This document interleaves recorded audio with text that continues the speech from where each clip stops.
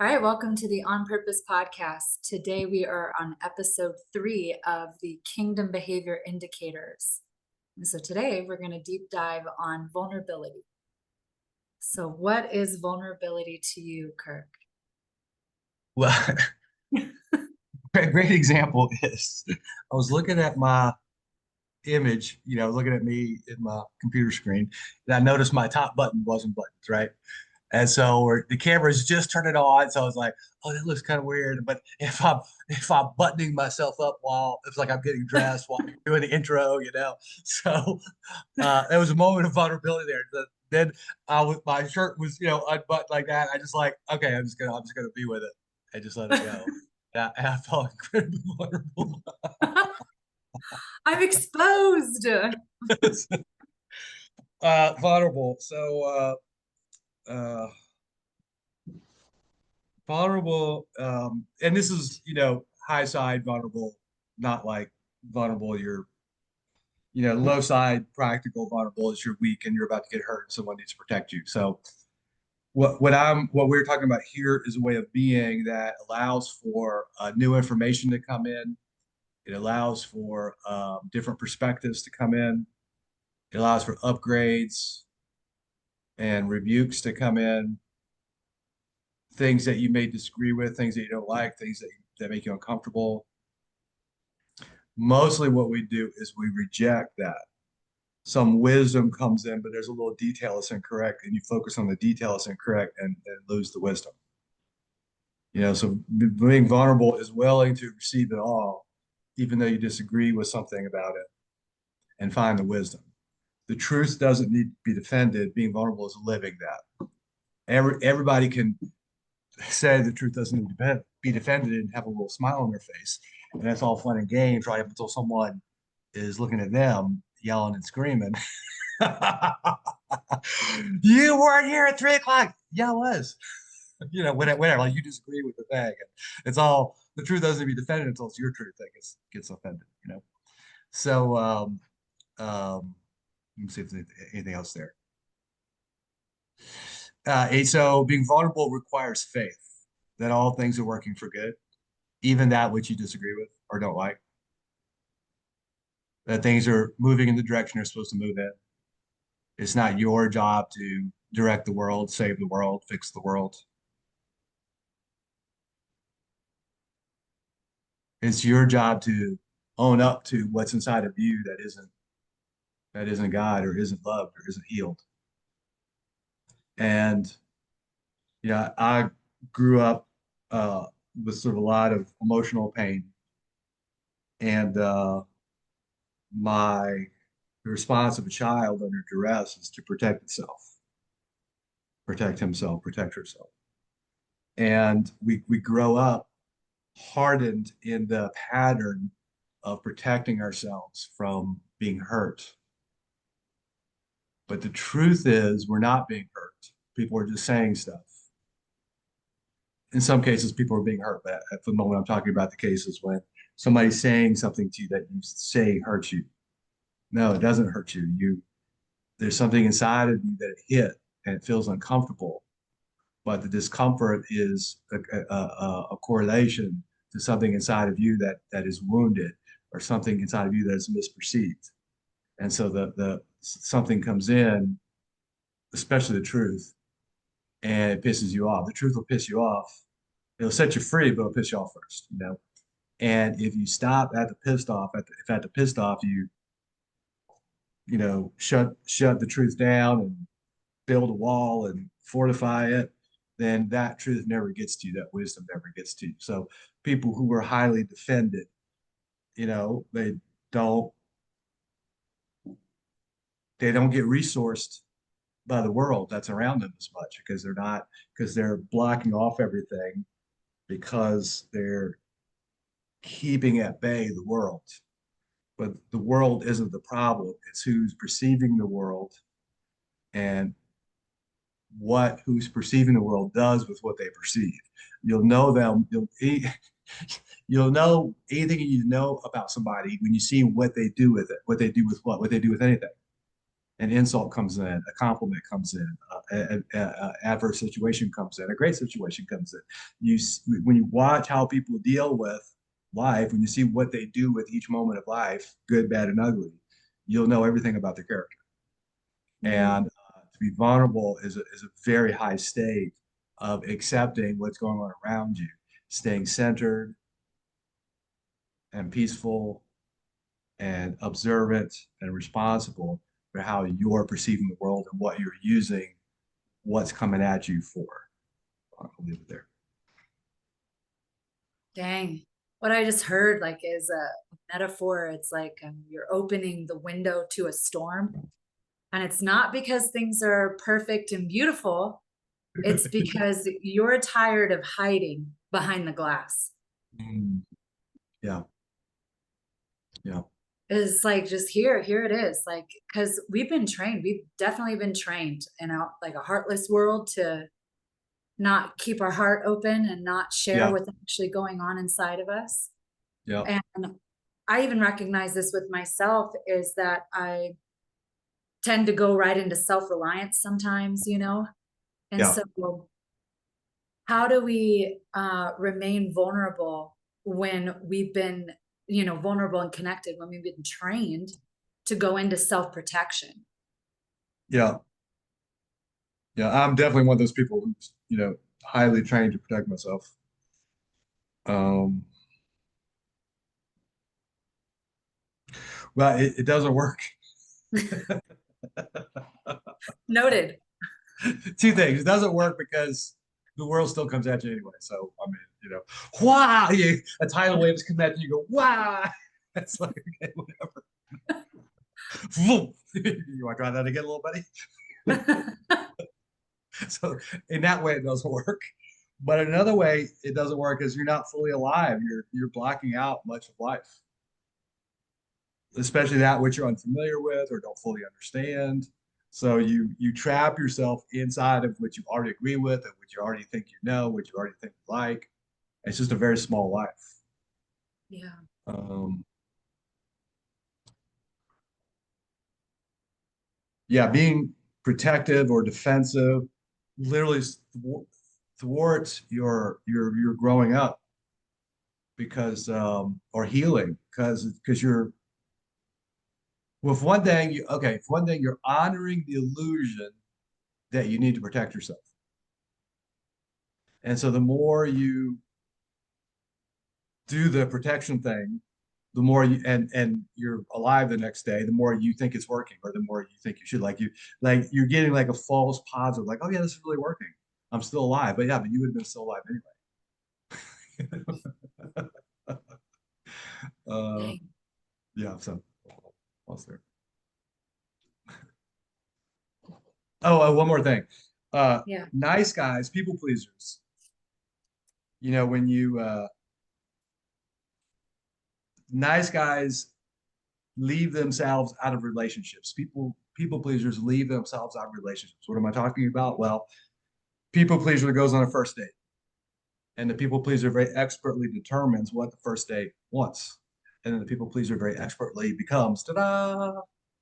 Hey, look at me! Oh yes, exactly what we were discussing. Isn't that a coincidence? No, it's not a coincidence. You shapeshifted into what you think you need to be for the other person, and so if the other person says yes to the shapeshifted being, the distorted being that you presented, then the relationship marches forward without the person because it's not the real person that they said yes to. It's the mask, it's the performance they said yes to. So now you must keep up the mask and performance. And so you literally leave yourself out of the relationship. So in the same way, vulnerable people leave themselves out of life, like they're defending and blocking, and people around them are receiving and growing and waking up and healing up and that kind of stuff. But you're thwarting your progress, you're thwarting your growth, you're thwarting your healing, and just get further and further left behind. As you keep protecting yourself, you have to keep shape shifting, contorting yourself, being really tough, being really smart, being really witty, just whatever, right?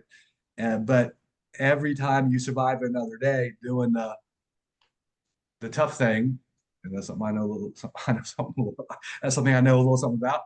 As you keep surviving the tough thing, life marches on without you. because you're leaving yourself out of it. You're not bringing the true infinite child of God self into life with you. Yeah. So Yeah. You just distinguished like the like performance vulnerability, and it's like, yeah. so what would be the difference between spirit-led transparency, like spirit-led vulnerability? Um, well, I mean, transformation, we have this conversation called transformation for evil, and it's using any transformational language, you know, using lots of beautiful language and phrases and words so that your ego can continue to do business as usual. Oh, he's so transformed, right? And then there's like you could consider their spirituality for evil. This is the religious type who, the dead letter killeth, but the religious person will cram the Bible down your throat and tell you if you don't do this, you'll go to hell. But the person saying that is already in hell, right? So it's inauthentic. So in the same way, so being vulnerable, you either are opening yourself to be fully seen and to fully see, or you're using the idea of vulnerability again to hide behind transformation for evil. So it's really just what you're using again back to what are you using it for, right? Are you using vulnerability to hide behind, or are you using vulnerability to reveal your true self? And as you continue to reveal your true self in the world, you're included in whatever happens next. So it says you're amazing, and it actually really was me. Oh, I opened up my heart and I told the truth. Like I had a really vulnerable moment a few nights ago with my wife, and she asked me a question that I answered truthfully, and she was very upset with me. And the smart people pleaser would have given her a different answer and made it all, like I don't know, does presented it in such a way, vulnerable, sweet, soft, whatever. But you know, I just told the truth and let the storm rage. And on the other side of that, we're closer together than we've ever been. And I'm actually in it because I told the truth. I didn't do a thing and give her the thing, and now she's in love with the thing. I gave her myself and pissed her the hell off. And then she had an amazing breakthrough, and now we're better than ever. Better than probably I think better than ever. So Would you mind being vulnerable and sharing that breakthrough for everyone here? uh yeah, that'd be fine. I was wondering if I should, it's not just me, it's my wife, but yeah, I think she would support that. So yeah, we were on our 7th anniversary in town, having a lovely sushi dinner. I think we went to a bar around the corner for a quick drink, and we're talking and close and touchy and giggling, making jokes and being all connected. And she asked me this question. She says, "Do you find me physically attractive?" And I said, "No." You know, and it really hurt her feelings. She was expecting a different answer, and she was really upset. And she let it rip. Oh my gosh! On the drive home, all the names, the yelling. It's the most angry she's ever been at me. The most vocal, everything. But somehow I was prepared for it. We've been working on that in the village. Letting the feminine flame rage, and it's the masculine's job to find the gold in it, to receive it, find the gold in it. And I've been preparing for that. And then it happens, like, oh, this is it. I was actually joyful, completely surprised me because I don't usually tolerate disrespect from anybody. I don't care who they are. It's just like a decision I made back in the day. I went from being a pillow people would beat on until one day I made a decision to have boundaries, and that was a massive upgrade for me. And I've held to those boundaries. And so this is something different. And I let the flames flame all over me, and I didn't turn away. I didn't go to my happy place. I didn't close my heart. I didn't judge her. I wasn't pissed off. I didn't take it personally. As she screamed insults at me, I went, huh, where's that true? Huh, huh, okay. And just letting it in. And it didn't hurt. And I wasn't closed off. I know how to close off and tough it up, but it wasn't that. It was something new. And then the next day or two, she didn't really talk to me. Occasional insult, but I just gave it space. And then some of my family, went to support her and talk to her. And she saw that. Wait, she saw what she saw. I'll leave that part up to her. But this morning she came down and shared like she's lighter and more beautiful and happier than I've ever seen her, connected to me, to us, the village. We're giggling and laughing. She appreciated that I held space for her, and I appreciated that she let it rip. And I was really glad to have her back. I love her very much. It was difficult for me the flaming me wasn't difficult. It was difficult for me to know how much pain she was in for a couple of days. Like that was the hardest part. But I let that be also. Like I had the physical experience of knotted stomach and tight chest and hard to eat and all that kind of stuff. But I didn't focus on that. I didn't have that be, I didn't want anything. I didn't want this to be about me other than for me to take responsibility for whatever it was for me to take responsibility for. And then she came and shared with the village, and the village was impacted because everybody deals with this. Women wanting to feel attractive, men wanting to please their women, men wanting to feel attractive. We do all the things to make ourselves attractive to each other. But the reason I love my wife is because I just love my wife. One thing, there's that. And then we're on this beautiful covenant together. Like we're doing something together. We're building something together. We're a big part of this mission. And together, like uh, I, I, I, I, I have a little tagline for Donna and I's marriage, which is when Kirk and Donna get together, good things happen. Because we showed up early in this mission, and together we're this incredibly powerful force, providing exactly what John needed when he needed it to get us to the first part of the mission. And I just love that. I love the partnership that we have.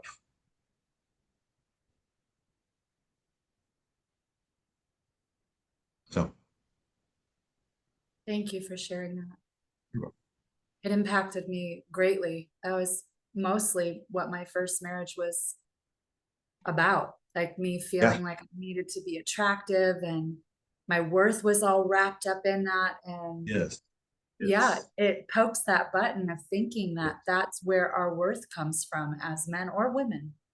And to see our family, like, because that's really vulnerable, is to hit Yeah. those buttons, hit those limiting beliefs and hold space for it, Yeah. to light up the darkness that we hide inside of ourselves and shed our skin. It's our naked soul fully on display. And I'm like, yeah, I'm really grateful for you and Donna sharing that today and sharing that here for anybody to see that that's an illusion and that we marry each other for our souls, like Yeah. for our purpose, for what it is that God's put us together, Yes. Yes. and that's big, you know. And I was the guy who was like had serial relationships every 3 or 4 years. And the criteria was, attractive and sane is what I was looking for. Hard to find, by the way. That was a very hard comment. That man, you put that one, yeah, the other, yeah, but man, put those two together, holy smokes. Anyway, that's not true. It felt true. But, Not But a smart choice. yes. Uh, but it's amazing. You can be with the most beautiful woman you've ever met, and as soon as she turns around and starts screaming your name with venom and hatred and anxiety, man, that beauty sure does disappear mighty quick. Poof. Like, whoa, what happened? I don't think you understand the important nature of our arrangement.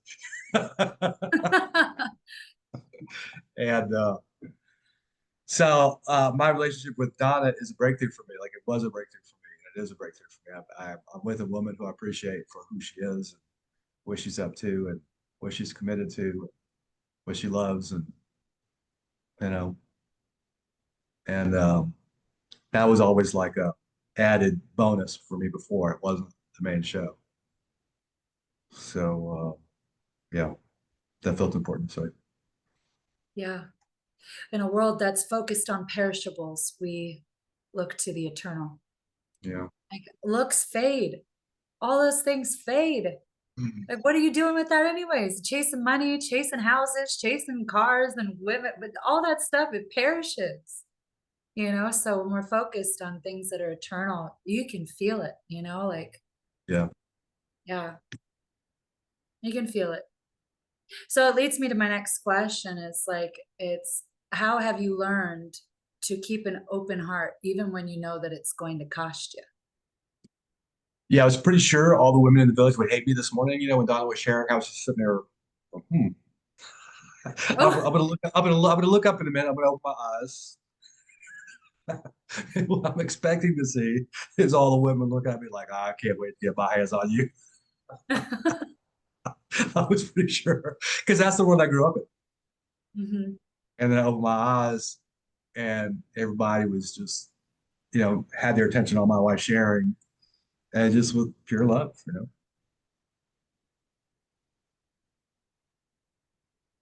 I can't remember your question. How did you learn to live from an open heart even when you know that Oh, it's going to cost you? oof. Mhm. That was really hard for me.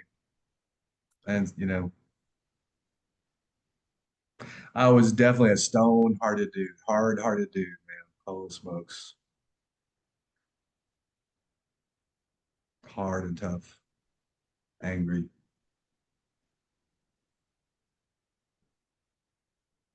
A lot of it, I guess, was just watching John. I've been close up to John for years now, and he's a really open-hearted dude, man. And just year after, day after week after month after year, I just, it's right there for me, the difference between an open-hearted approach and a closed-hearted approach. And my heart's pretty open now. And then new people come in that are closed-hearted, and you can just see, wow, that really doesn't work. Man, that's a lot of pain you're putting yourself through. The closed-hearted person thinks, oh, yes, I closed my heart at a moment when I was a little child. My mother was yelling at me, and I just couldn't deal with it. And just, oof, the stone heart happened. The wall around my heart happened. The child thinks that the wall is going to keep the pain out, but what it actually does is it traps them inside. It's the cage that the little child is in inside of each of us. And I mean, it works in the way that it does. How it works is, turn on the evening news, and the world is tearing itself apart, and that's how well that works. I mean, it gets you to the next day and to the next day, which is what a survival mechanism does. But the world is cold-hearted. People are hurting each other. People don't care about each other. People are judging each other. And so, I'm here to support this mission, and I made a choice to be the difference. Not that John needed me or anything, but when I joined the team, I made a decision that my presence would make a difference. Boom. And that's not possible being close-hearted. It's not possible having a dead heart to birth heaven on earth. And it became an integrity issue for me to be closed off, pissed off, judging someone, at war with someone, even a little bit, you know. There was one person that was around a lot with me and John at the beginning of the mission, and he used to piss me off, dude. My perception was he kept getting in the way and using this movement for his own significance and attention and just being a distraction and a child all the time. And that may have been true. But me being pissed off and close-hearted and at war with him didn't support the mission. It took me a minute to really, I could understand it, but it took me a minute to be able to live that. And so, um, yeah.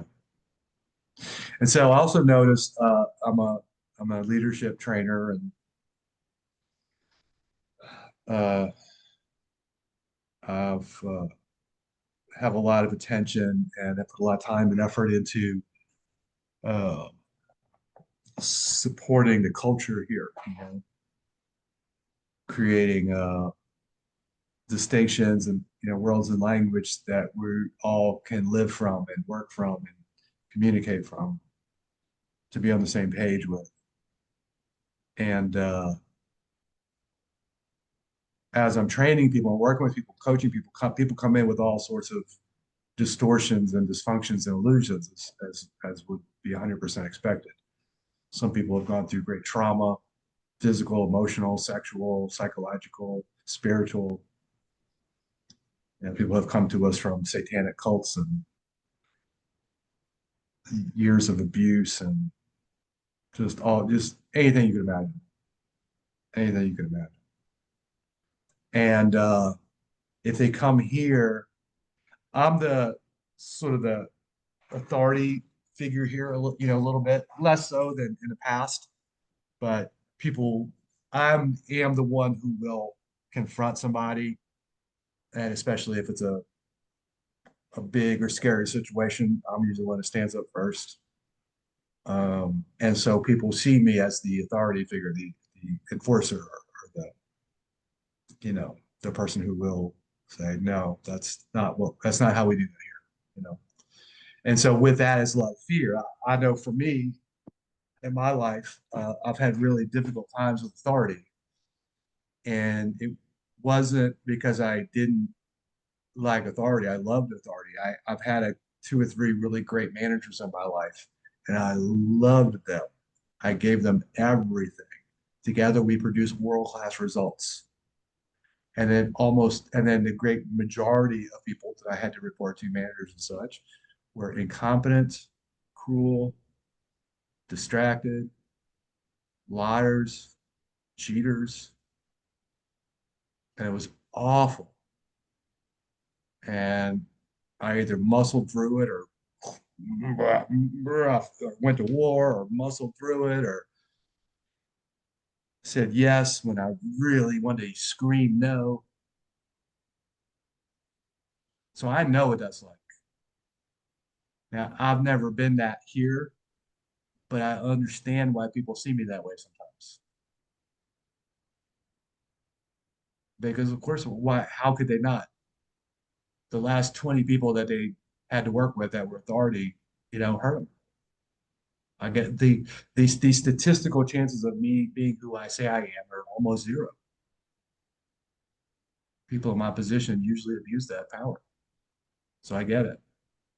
And so me being closed-hearted and whatever, rough with people, just really doesn't work. Even if it's like a mistake, just a moment of a butt, whatever. I mean, I can forgive myself and we can recover and all that kind of stuff, but it really impacts. It really hits hard. And so just as a matter of integrity and a matter of faith, I've been learning faith the last few years and grace and humility. And one of the things that is most important to me about anything are the fruits that I'm able to produce or cause or support others in producing, like this village and this culture and this beautiful leadership team. Like that's important to me. And if I'm not open-hearted, all that doesn't work. And so if I'm going to be someone who's true to the mission and true to what I say and true to what I talk about, there's no other choice other than to be open-hearted. Yeah. So it's, gravity of my covenant.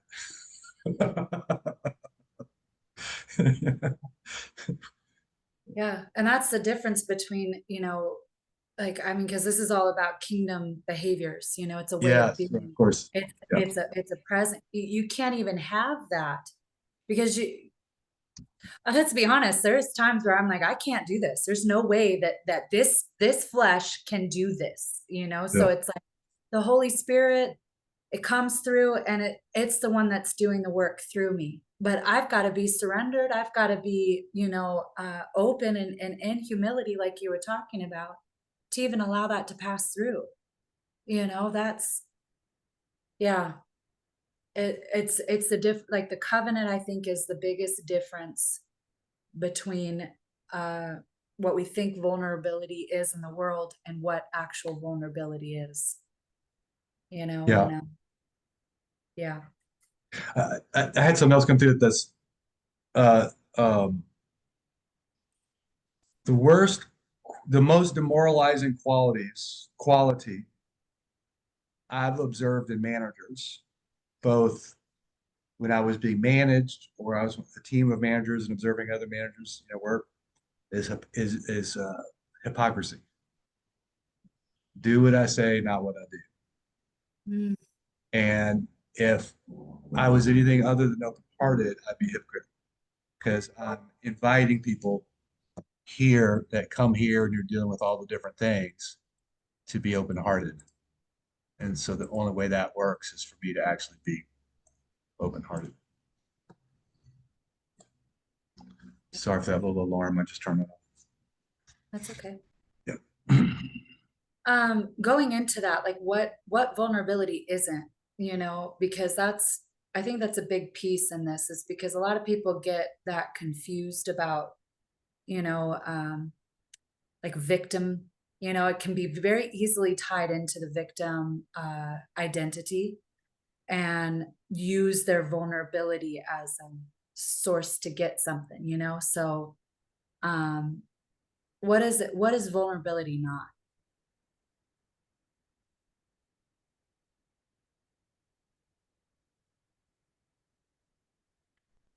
Um, Say a little bit more about the question because I keep hearing a previous question.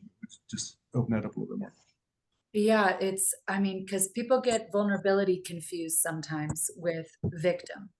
Okay, Like okay, okay. it's weakness, like it's like Yeah, so it's wrapped up sometimes in the yeah, toxic form of it, to manipulate or try to get something and use their yeah, vulnerability in a way. So yeah. um what is it not?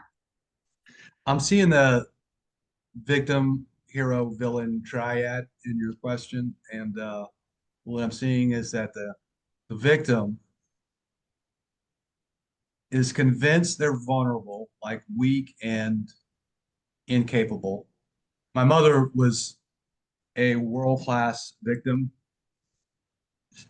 I've a few years ago, I went to visit her in London, and we were walking, and I just watched her like go stand next to a group of people and do a little twitch, and they're all trying, "Hey, can I help you? Can I do something with you?" Like she's just masterful at it. She can project vulnerability in such a way that the heroes in the world sniff that out. So victims are convinced they're vulnerable and then use vulnerability as a manipulation to have people conform to what they want, to be softer, to, whatever, give them what they want. And then the hero has a super sniffer for vulnerability because the hero is looking for victims to go hero and be a da da da da. And then the villain is looking for vulnerability because they want to go hurt somebody. And if you want to hurt somebody, all you gotta do is find somebody who wants to be hurt, which is a victim. Somebody whose whole life identity is wrapped around people hurting them. So that's a magnet for the villain and then a magnet for the hero.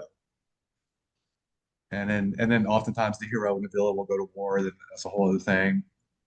So in that scenario, I was usually a hero, and I was a very military hero. So when I saw a villain, I would go attack the villain and become a villain myself, and then I would be the biggest, baddest villain I could possibly generate, which is pretty up there. But I get committed to it, I could get very villainous. And so all that isn't vulnerability, right? It's not a manipulate. It's not a tool to manipulate. It's not a lie to live inside of. It's not a compass to show you where your next victim is. You know, it's not a. It's not a. It's not a tool to shame people. Like, oh, you're not being vulnerable enough, or you're being too vulnerable, or whatever. The vulnerability we speak of isn't weakness; it's actually power. It's the power to live in faith and to uh, actually live in the world as it is without this plexiglass wall that you're living behind. Yeah. So I'm not certain I got the exact syntax of your question, but it's okay. Yeah, you did. And Okay. I also heard, because in the beginning you were talking about it being a like performance as well. Like Yeah, it's not a performance either, it's not an act. yeah. It's not something to do. It's something Yeah. to be. It's something you could choose to be, but it's not something to Yeah. Mm.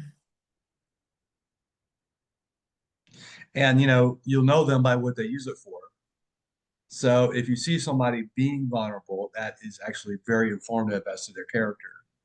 And if you see somebody using vulnerability, that's very informative as to their character. Mm.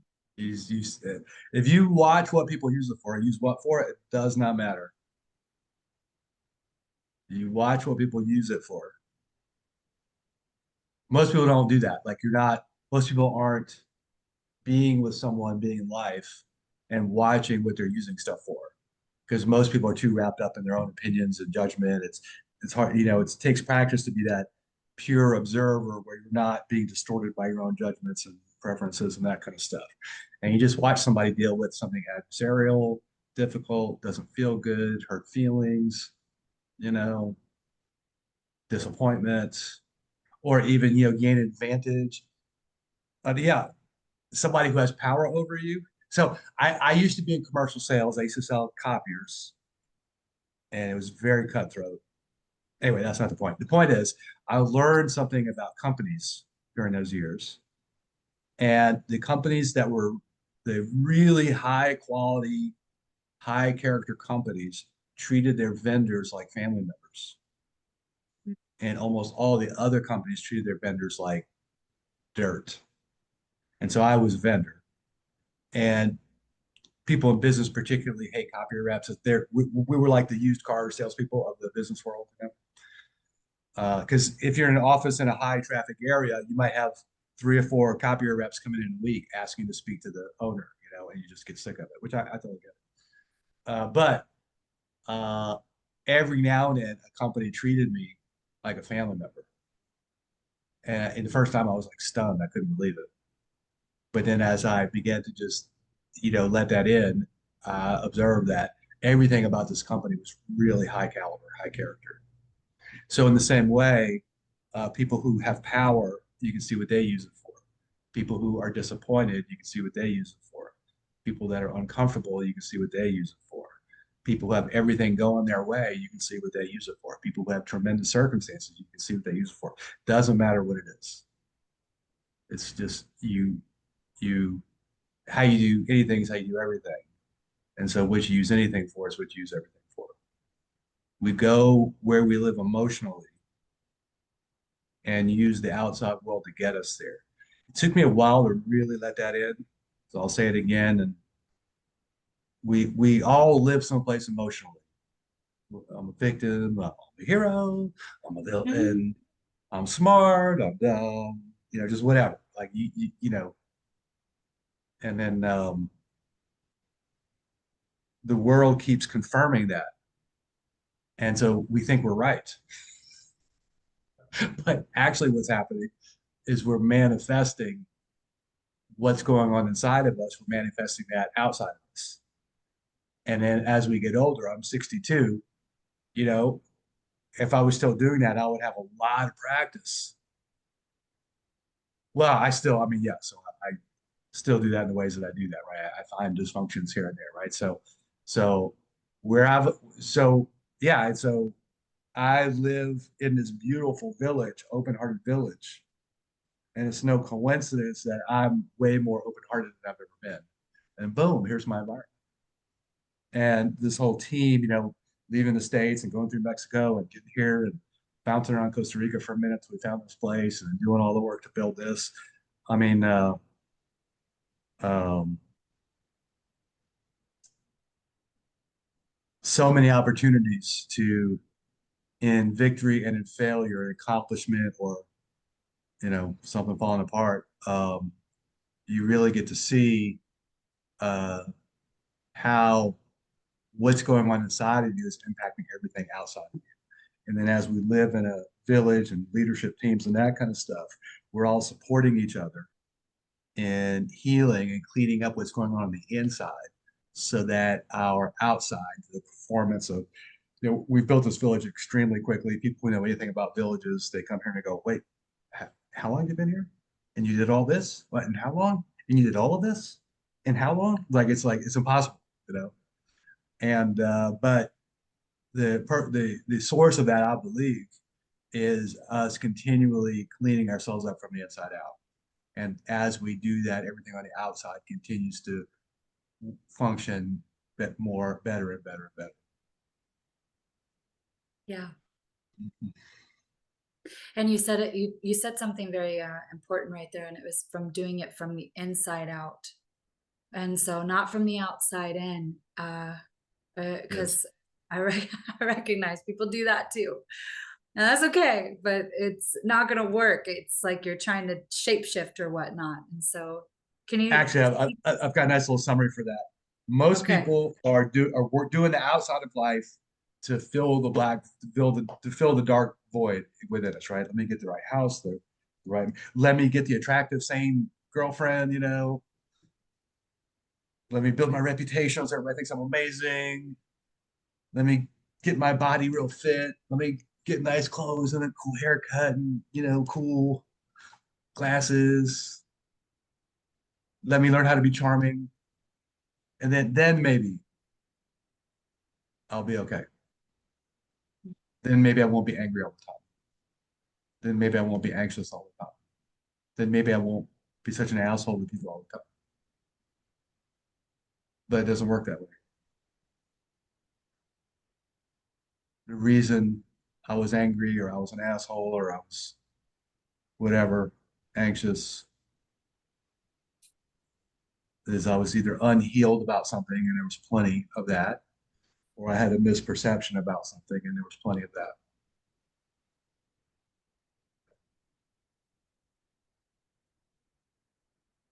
So healing.